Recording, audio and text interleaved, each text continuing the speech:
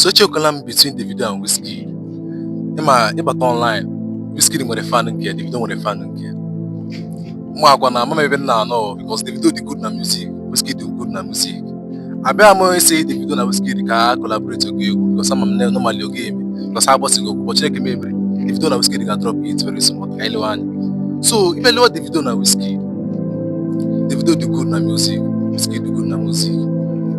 Oh, kabia Davido nwere fans well. 001 nwere fans na aba everywhere country niile nwere fans well. So jina si Davido na Wizkid had the good. Onye ka ibe ya.